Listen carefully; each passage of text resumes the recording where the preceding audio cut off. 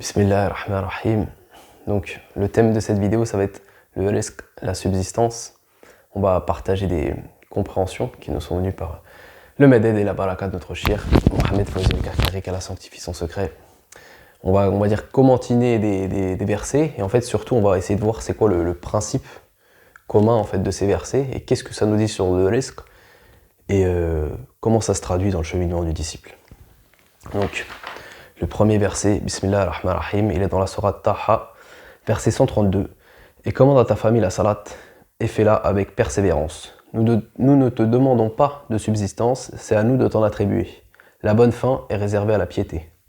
Donc, dans ce verset, déjà, il y a plusieurs éléments. Allah il nous dit de ne pas nous préoccuper de la subsistance, parce que c'est lui qui s'en occupe, et il nous dit de se concentrer sur la salat. Commande à ta famille la salat et fais-la avec persévérance. La salat, comme on sait, vient du mot en arabe silat, qui est en vérité le lien. C'est-à-dire que la salat représente le lien entre le créateur et sa création. C'est en se concentrant sur ce lien que c'est sur ce lien que le disciple doit se concentrer. Ensuite, on va prendre un deuxième verset qui est dans la sourate le tonnerre, le verset 11.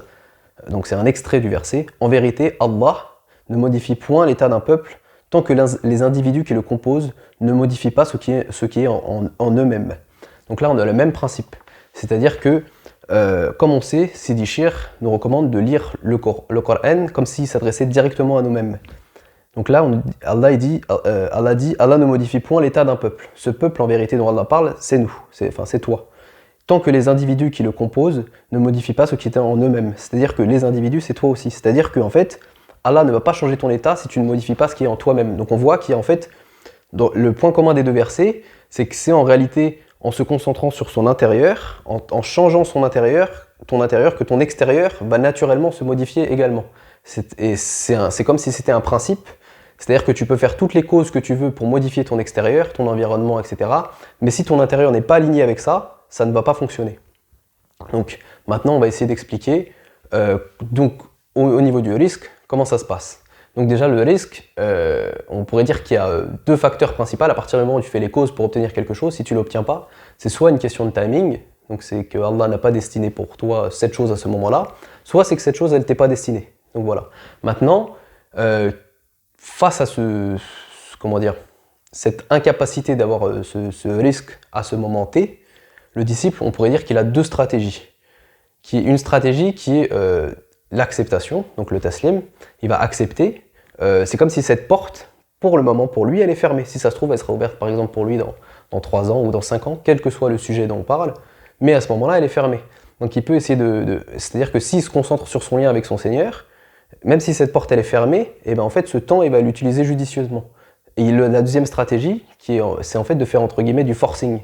C'est-à-dire que cette chose, elle est bloquée pour toi, mais toi tu forces, et ça marche toujours pas et tu te fatigues en fait. Tu te fatigues tout simplement parce que au lieu de te concentrer sur ton intérieur, sur la connaissance de ton Seigneur, sur la connaissance de ta nefs, tu te concentres sur l'extérieur, sur cette chose que tu désires et que tu as pris entre guillemets en qibla, auquel tu t'es attaché viscéralement. Et c'est cela qui te fait souffrir. Mais en fait, comme on l'a dit, la règle elle est unique. Si tu galères à avoir quelque chose malgré le fait que tu fais plein de causes pour, c'est tout simplement que ton intérieur il n'est pas prêt en fait. Il y a comme un décalage entre les deux qui fait que ça ne peut pas fonctionner. Donc maintenant, pourquoi est-ce que du coup l'homme s'acharne sur des choses, sur des choses qu'Allah ne lui a pas destinées, ou ne lui a pas destinées à tel moment? Si on se concentre autant sur l'extérieur, c'est parce que l'homme, dans sa nature, il a été créé prompt. Il est impatient, il veut que les choses se passent rapidement. En plus, on pourrait dire, une qibla dans notre cœur qui est celle de la productivité, qui est liée au fait que l'homme a été créé prompt. C'est-à-dire que dans notre société aujourd'hui, on a comme des normes. À tel âge, tu dois avoir ça, tu dois avoir ça. Si tu es un homme, tu dois avoir ça. Si tu es une femme, tu dois avoir ça, etc. Et en fait, ça crée en nous comme des idoles qui fait qu'au lieu de se concentrer sur notre relation avec notre Seigneur, nous juger par rapport à notre relation qu'on a avec notre Seigneur, on va se juger sur l'obtention de choses, de risques, de biens matériels, de situations professionnelles, de telle chose ou de telle autre. Et c'est ça en fait qui crée un problème chez le disciple.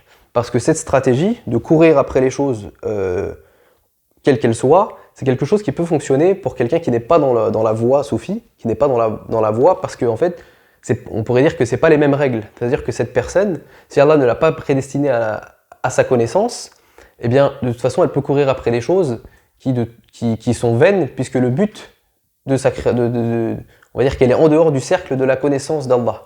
Mais pour les personnes qui sont dans ce cercle, eh bien, en fait, à chaque fois que le disciple va se concentrer sur quelque chose qui va le détourner de son Seigneur, qui va le détourner de cette connaissance de lui-même, eh bien, il va être éprouvé, il va galérer, il va pas l'obtenir, etc. Et c'est en ce sens que Allah il nous dit dans un verset, et ne tends point, c'est le verset 131 de la sourate Taha, et ne tends point tes yeux vers ce dont nous avons donné jouissance temporaire à certains groupes d'entre eux, comme décor de la vie présente, afin de les éprouver par cela. Ce qu'Allah fournit est meilleur et plus durable.